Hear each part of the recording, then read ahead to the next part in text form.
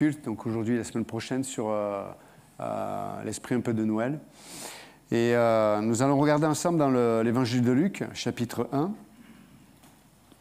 Ça va nous introduire un peu avant la naissance de Jésus, parce que Noël nous parle de la venue de Jésus, Dieu qui s'est incarné en homme. Et pour comprendre tout ça, on va regarder un peu ce que Dieu met en place pour la venue de Jésus. Et donc dans Luc chapitre 1, on va lire quelques versets. Verset 5. Du temps d'Hérode, roi de Judée, il y avait un sacrificateur nommé Zacharie, de la classe d'Abia. Sa femme était d'entre les filles d'Aaron et s'appelait Élisabeth. Tous deux étaient justes devant Dieu, observant d'une manière irréprochable tous les commandements et toutes les ordonnances du Seigneur. Ils n'avaient point d'enfants parce qu'Élisabeth était stérile. Et ils étaient l'un et l'autre avancés en âge. Or, pendant qu'il s'acquittait de ses fonctions devant Dieu, selon le tour de sa classe, il fut appelé par le sort, d'après la règle du sacerdoce, à entrer dans le temple du Seigneur pour offrir le parfum. Toute la multitude du peuple était dehors en prière, à l'heure du parfum. Alors un ange du Seigneur apparut à Zacharie et se tint debout à droite de l'autel des parfums. Zacharie fut troublé en le voyant et la frayeur s'empara de lui. Mais l'ange lui dit « Ne crains pas, Zacharie, car ta prière a été exaucée. Ta femme Élisabeth t'enfantera un fils et tu lui donneras le nom de Jean. Il sera pour toi un sujet de joie et d'allégresse et plusieurs se réjouiront de sa naissance, car il sera grand devant le Seigneur. Il ne boira ni vin, ni liqueur enivrante. » C'était pas un français en tout cas, ça c'est clair. Et il sera rempli de l'Esprit Saint dès le sein de sa mère. Il ramènera plusieurs des fils d'Israël au Seigneur leur Dieu. Et il marchera devant Dieu avec l'esprit et la puissance d'Élie pour ramener les cœurs des pères vers les enfants et les rebelles à la sagesse des justes. Te préparer au Seigneur un peuple bien disposé. Zacharie dit à l'ange, « Mais à quoi reconnaîtrai-je cela? Car je suis vieux et ma femme est avancée en âge. » L'ange lui répondit, « Je suis Gabriel, je me tiens devant Dieu. J'ai été envoyé pour te parler et pour t'annoncer cette bonne nouvelle. Et voici, tu seras muet et tu ne pourras parler jusqu'au jour où ces choses arriveront parce que tu n'as pas cru à mes paroles, qui s'accompliront en leur temps. » On va arrêter là. Le passage est vraiment incroyable. Mais il faut comprendre que dans les Écritures, comme d'ailleurs tout ce que Dieu a fait n'est pas le fruit du hasard. Dieu est un chef d'orchestre extrêmement précis. Et donc je parle de la nature, mais il n'y a rien dans la nature qui est le fruit du hasard. Et bien qu'on voudrait nous faire croire le contraire, que tout est juste un accident. Vous êtes un accident, je suis un accident. Bonjour monsieur. Et on fait un constat. C'est pour ne pas revenir sur mon histoire. Non. Mais c'est comme manquer les épisodes. J'ai eu un petit accident, un petit accrochage de voiture. Mais en tout cas, mais on n'est pas le fruit du hasard, on n'est pas un accident arrivé dans l'univers il y a quelques milliards d'années. Non, c'est Dieu qui nous a pensé. Il a pensé et dans sa puissance et l'amour qu'il a motivé, Dieu a créé. Il a créé par sa parole. Et donc tout ce qui est dans l'univers a une place, a une raison. Et que ce soit dans l'infiniment grand comme dans l'infiniment petit. Tout est pensé et tout est à sa place. Bien que malheureusement, on peut voir que quand l'homme a péché, ça a déstabilisé la création initiale. Et on le voit petit à petit, il y a l'expansion de l'univers, c'est-à-dire l'univers perd de l'énergie. Et donc, il y a plein de choses qui se passent qui n'étaient pas à l'origine la pensée de Dieu. Mais malgré tout, malgré ce gros grain de sable dans le rouage, Dieu a toujours le dernier mot. Sa bonté, pour revenir à ce que disait Pasteur Dominique, va avoir le dernier mot. Et là, dans ce passage, c'est pareil. C'est un fait historique. Luc est un médecin Donc l'auteur, c'est un médecin très précis dans les explications et les circonstances dans lesquelles il écrit. Et d'ailleurs, les historiens, les archéologues, etc., sont appuyés dessus. Mais là, il décrit des choses en précision. Et puis, il va nommer des personnages. On a lu Zacharie, Élisabeth. Et j'aimerais que ce matin, nous puissions comprendre que ces noms aussi ne sont pas le fruit du hasard. Si Dieu les a placés, si Dieu a appelé ces gens-là et les a placés à ce moment-là, et puis Dieu nous l'a donné à travers les Écritures, il y a une vérité qui s'y trouve derrière. Et c'est encore plus vrai chez les Juifs de l'époque qui, derrière le nom, il y avait un aspect prophétique sur l'enfant.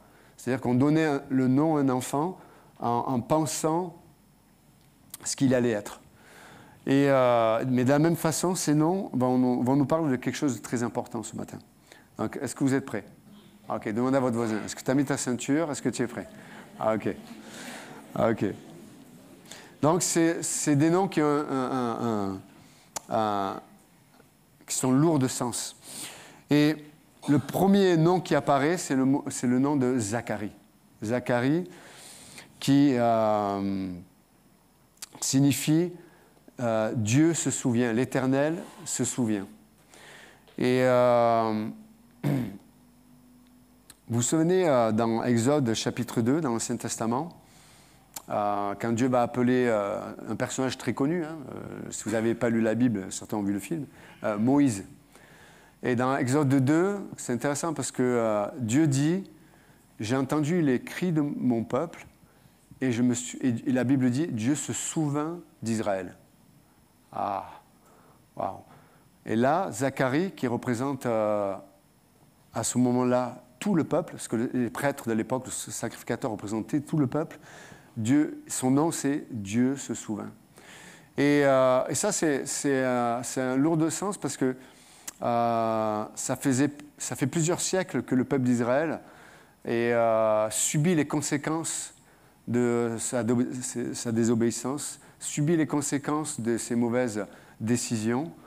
Et quelque part, il s'est accommodé à cette vie avec un peu d'espérance que le Messie, le oint de Dieu, le Christ, allait venir pour les sauver de leurs circonstances. Mais in fine, ils avaient cette attente, mais ils vivaient comme si ça n'allait jamais arriver. Et de la même façon, des fois dans notre existence, on peut se retrouver un peu comme le peuple d'Israël. On s'accommode de nos circonstances, on a pris peut-être des mauvaises décisions qui ont des conséquences qui sont lourdes parce qu'elles affectent notre quotidien, elles peuvent affecter nos relations, elles peuvent affecter notre âme parce que ça a affecté nos émotions, notre volonté, notre image propre. C'est ces choses qu'on a pu faire et on se dit mais jamais j'aurais pu croire ou imaginer, penser être capable d'avoir dit ça ou d'avoir fait ça ou d'avoir trahi, d'avoir menti, d'avoir abandonné alors que peut-être à ce moment-là c'est là où les gens avaient le plus besoin de moi. Mais peu importe. Israël est dans cet état-là et il se sent abandonné, il se sent oublié par Dieu et ils essaient par leur religion, ils essaient de rattraper le coup en se disant peut-être que si on fait assez, on va ramener la bonté de Dieu dans nos vies. Mais en vérité, on ne fait jamais assez. C'est quoi le assez? C'est quoi le standard qu'il faut atteindre pour pouvoir imaginer que Dieu nous amène, qu'on puisse amener Dieu sur un terrain où on mérite maintenant qu'il puisse nous bénir? Quelles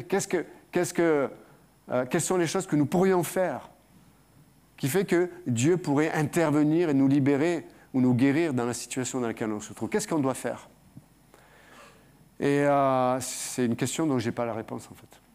Parce en vérité, il n'y a rien que nous puissions faire qui soit suffisant pour mériter l'intervention de Dieu. Par contre, ce qui attire le cœur de Dieu, ce n'est pas que nous soyons suffisants. Ce qui attire le cœur de Dieu, comme à l'époque de Moïse, où la Bible dit, ça faisait des siècles que le peuple d'Israël, que les Hébreux à l'époque, ce n'était pas le peuple d'Israël, mais que les Hébreux étaient esclaves. Ça faisait des siècles qu'ils étaient sous la coupe des Égyptiens. Mais, comme je le disais tout à l'heure, l'homme s'habitue à tout. On peut trouver un confort dans l'inconfort. On peut accepter l'inacceptable. Et on peut se dire, bon, c'est comme ça et je vais faire avec. Mais avec le temps, le poids et la pression de l'esclavage, vous savez, il y a des choses qui nous grignotent petit à petit sans qu'on s'en rende compte. Il y a des choses qu'on accepte et on s'accommode de ces choses-là. On se dit, mais ça va le faire, quoi. Mais le temps passe et on ne réalise pas à quel point notre âme est fatiguée, notre âme est usée. On ne réalise pas des fois, c'est souvent cette expression, et le burn-out, ça ne vient pas du jour au lendemain. C'est quelque chose qui a érodé notre âme, qui a érodé notre cœur, qui a érodé nos capacités même physiques. Et vous savez, on a un potentiel de résistance, mais il est limité. Et un jour, c'est comme le fusible. Hein, en ce moment, je refais. Moi, je ne veux pas vous raconter mes histoires. Mais les fusibles, ils ont un potentiel de résistance. Et puis, quand il y a quelque chose qui dépasse ce seuil, ça pète. Okay, alors, c'est une protection, mais des fois, ça a des conséquences importantes. Et on peut voir qu'avec le temps, les siècles qui ont passé, pour revenir aux Hébreux, à un moment donné, leur capacité était de moins en moins présente. Et la Bible dit qu'ils ont crié. Ça faisait des siècles qu'ils criaient. Ça faisait des siècles qu'ils demandaient, Seigneur, sors-moi de là. Mais en même temps, qu'ils demandaient à Dieu, sors-moi de là, c'était... en fait, ils n'étaient pas arrivés au bout d'eux-mêmes.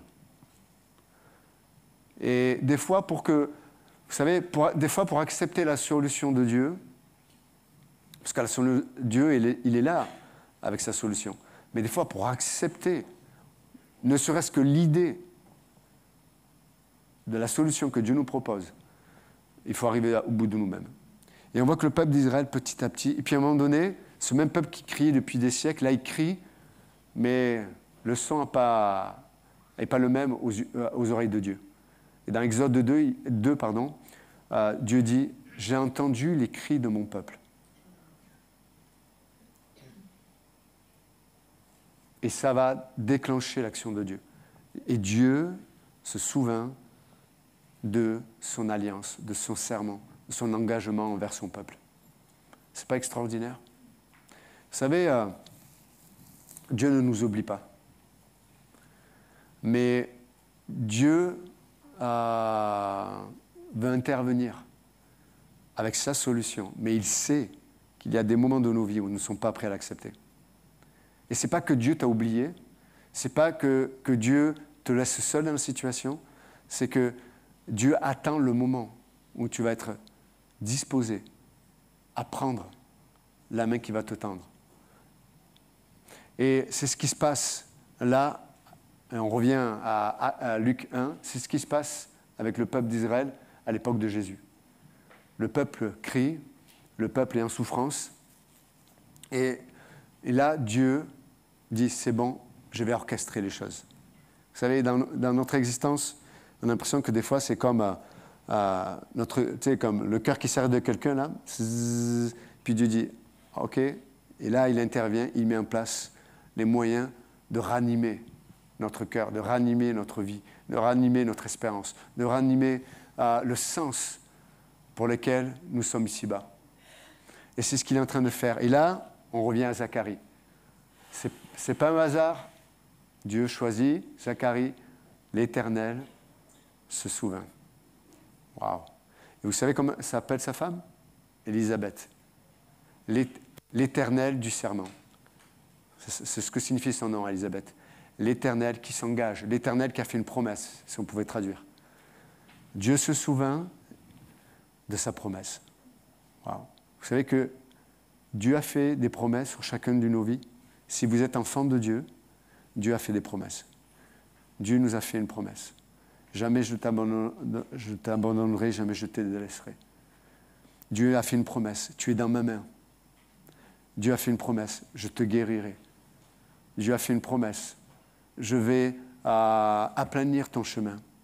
Même si c'est toi qui, en voulant construire une autoroute, tu as rempli ton chemin de cailloux par tes mauvaises décisions, mauvaise fréquentation, par notre orgueil. Qui des fois est orgueilleux? Ah ok. Ceux qui n'ont pas le vin, c'est surtout vous. Hein. Ok. Mais l'orgueil dans nos vies fait qu'on met nous-mêmes sur notre propre chemin des obstacles. Et là, c'est le moment. Je ne sais pas à quelle période, à quelle saison de ta vie tu es. Est-ce que c'est le moment? Est-ce que tu es assez prêt, prête? Des fois, c'est juste une façon de penser qui doit changer. Hein? Vous savez, quand on est constamment occupé avec nous-mêmes, on nourrit notre âme avec la culpabilité aussi, des fois. Et Dieu dit, combien de temps vas-tu te culpabiliser? Combien de temps? Parce que la culpabilité, c'est comme si on disait à Dieu, ce que tu as fait, ce n'est pas suffisant. Parce que moi, mes mauvaises décisions, mes péchés, ont produit quelque chose que la croix ne peut pas supporter. Je peux vous garantir que ce que Jésus a fait à la croix a tout supporté. Il a tout porté. Il a tout accompli. Je ne dis pas que les conséquences des fois de nos décisions vont disparaître d'un coup de baguette magique, ça n'existe pas comme ça. Vous savez, des fois, les gens ont fait des erreurs, ont eu des relations sexuelles, puis ils attrapent une maladie, puis cette maladie va les accompagner toute leur vie. Il y a des fois des conséquences comme ça. Mais je peux vous garantir que Dieu peut te donner la provision au milieu de ces conséquences parfois difficiles. Et ça, c'est vraiment important. Si je vous disais ce matin que Dieu, d'un coup de baguette magique, va enlever certaines, on va dire, conséquences de vos vies, je vous mentirais. Je vous mentirais. Est-ce qu'il peut le faire? Des fois, il le fait. Mais la plupart du temps, Dieu dit, je vais être la provision au milieu de ces situations de ta vie. Dieu se souvient. Vous savez, quand tu vis une situation, peu importe ce qu'elle pourrait être, mais tu vois qu'il y a Dieu qui est là. Il y a la situation que tu vis prend du sens. Est-ce que vous êtes avec moi?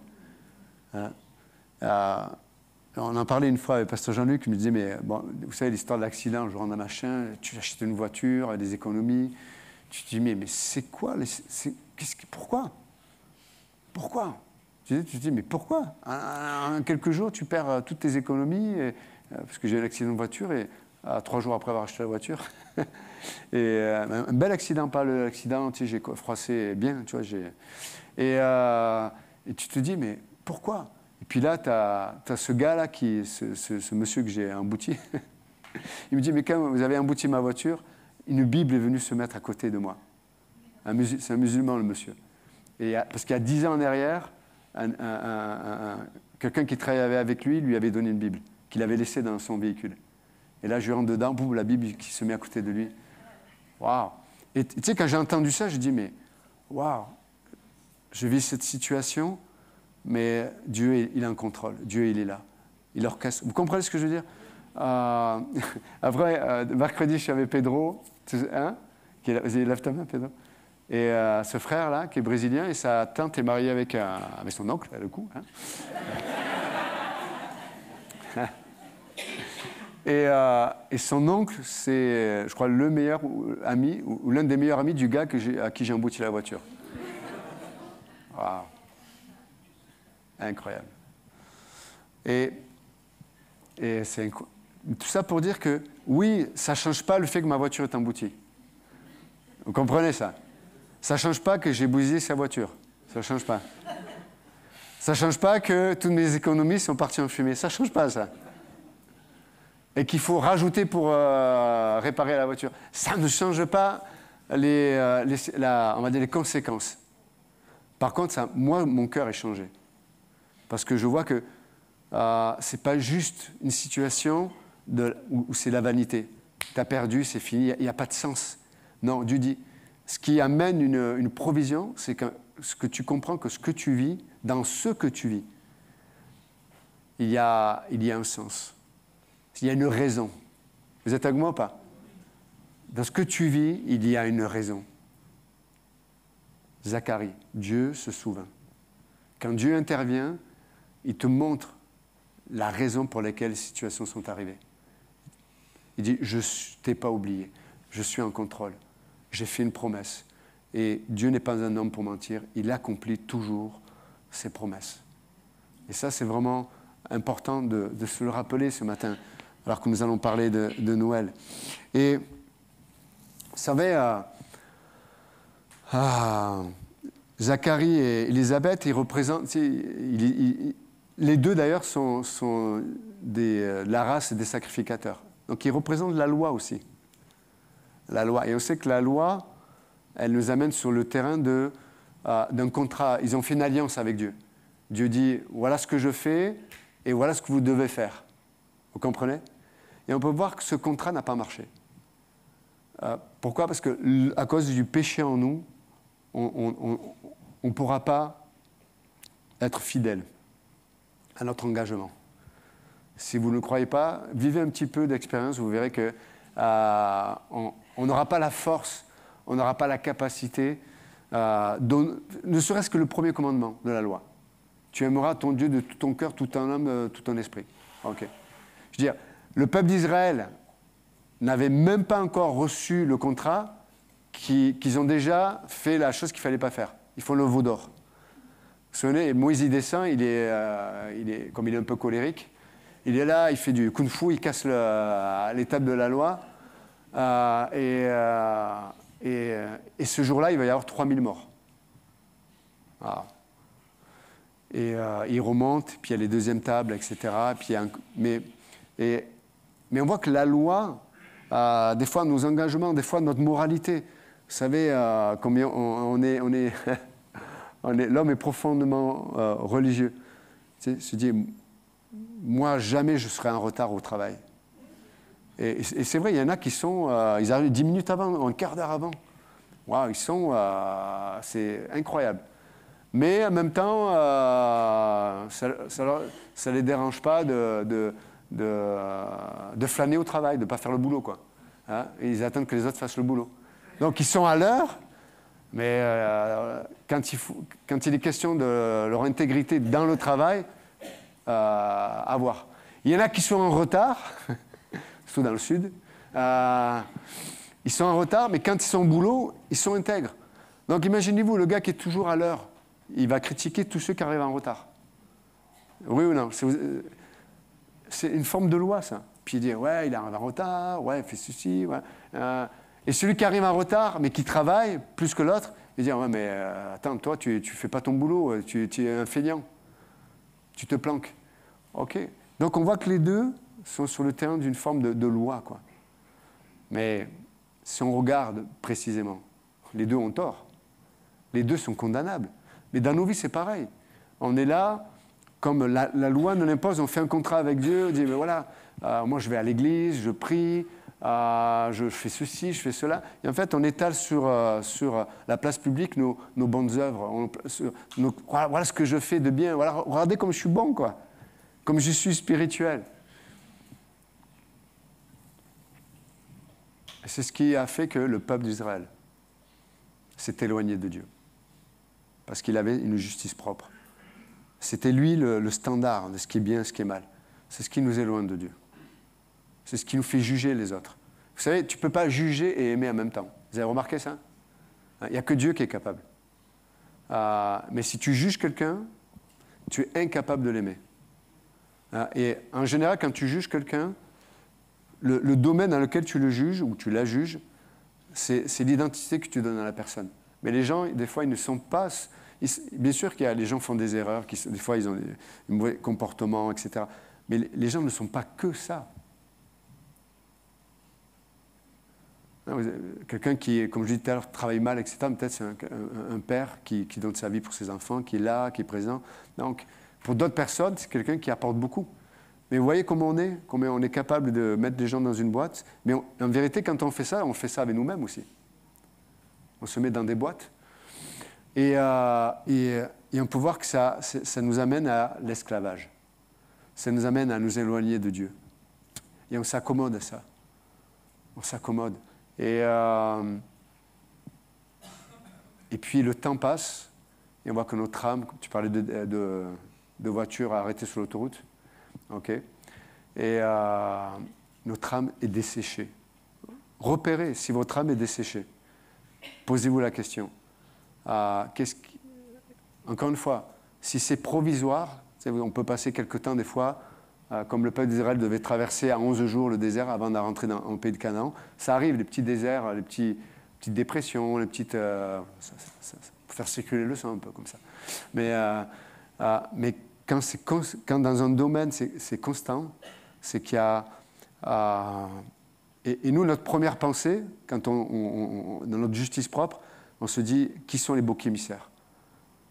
Qui sont, ou quelles sont les choses qui m'amènent à souffrir comme ça ? Et Dieu dit, mais est-ce que tu peux te poser la question différemment ?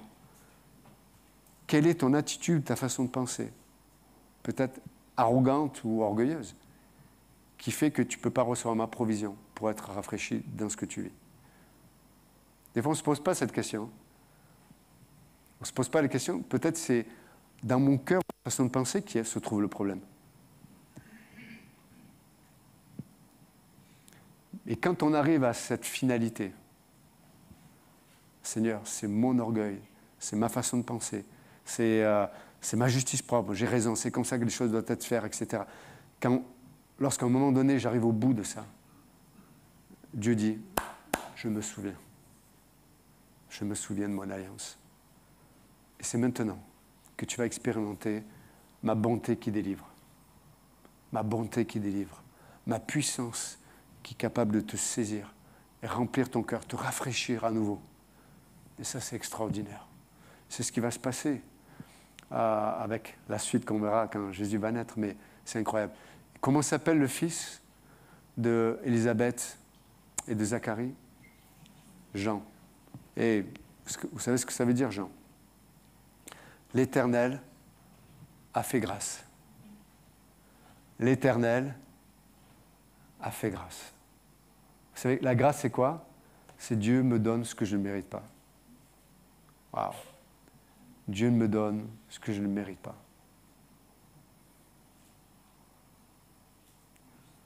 Je suis dans mes conséquences, peut-être. Je sais que dans une société, beaucoup de... j'ai pris une mauvaise décision, j'étais avec quelqu'un, je me suis marié ou pas, j'ai des enfants, je me retrouve seul.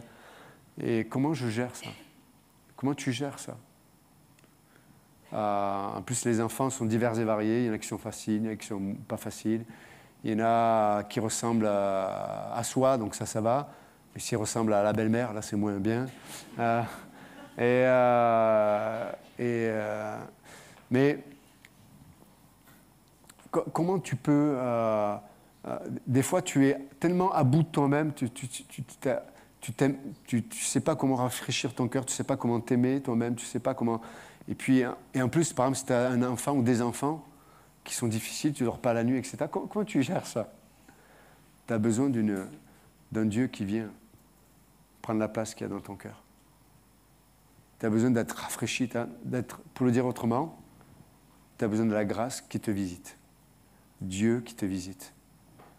Comme, vous savez, en tant qu'être humain, on se dit, mais c'est les circonstances qui font que je suis comme ça. Il y a des gens qui passent des années et des années et des années à toujours adapter ou créer des circonstances qui soient meilleures. Mais au bout d'un certain temps, alors qu'ils ont changé à gauche, ils ont changé à droite, ils ont fait ceci, ils ont fait ça, rien ne marche. Parce que le problème, ce n'est pas les circonstances. Très souvent, hein. Des fois oui, mais très souvent, ce n'est pas les circonstances. C'est ce qui se passe dans ton cœur. C'est ta façon de penser qui a un problème. Comprenez ça ? Mais quand on arrive à cette conclusion, quand on s'accorde avec Dieu, tu parlais du beau, je ne sais pas, tout à l'heure, je crois, pasteur, quelqu'un parlait du beau, mais le beau, c'est l'harmonie, en fait. Quand on s'accorde avec Dieu, quand il y a une harmonie avec Dieu, c'est là où Dieu emmène sa provision, il nous rafraîchit. Jean, la grâce de Dieu. Wow. Vous savez, la provision de Dieu est toujours sur le terrain de la grâce. C'est-à-dire sur le terrain du non-mérite. Du moment où tu mérites, tu reçois un salaire, mais tu ne reçois pas la grâce. Tu reçois un dû, mais tu ne reçois pas la grâce. Parce que la grâce, c'est immérité. Comprenez ça? C'est tellement important, c'est vital. Donc ce matin, juste nous encourager à... Dieu entend. Écoutez bien, Dieu ne t'a pas oublié. Mais Dieu peut-être te travaille. Dieu se souvient de ses promesses. Et ses promesses ne dépendent pas de toi. Ses promesses dépendent de sa fidélité et de son intégrité. Et il n'est pas un homme, comme on l'a dit tout à l'heure, pour mentir. Il le fera. Amen. Seigneur notre Dieu, merci pour ta grâce. Merci pour ce miracle, parce que c'est un miracle. Élisabeth était stérile, parce que la loi rend stérile. Mais le miracle, tu as rendu la vie à cette femme stérile. Et c'est le prodige de la grâce. Là où il y a la mort, là où il y a la stérilité, là où il y a la négativité, là où il y a le deuil, là où il y a la séparation, là où il y a la frustration, là où il y a la colère, là où il y a la dépression, Dieu suscite Jean. Dieu suscite la grâce. Merci Seigneur. Quel miracle. Quel miracle. Merci. Est-ce qu'on peut remercier le Seigneur ce matin? Quel miracle. Il y a toujours une grâce disponible pour toi et pour moi. Merci Jésus. Sois glorifié, élevé Seigneur. Merci Seigneur. Gloire à toi Jésus. Te remettons le reste de cette journée, te prions pour le concert ce soir, que tu puisses toucher les cœurs. Dans le nom précieux de Jésus, nous prions. Amen, que Dieu vous bénisse.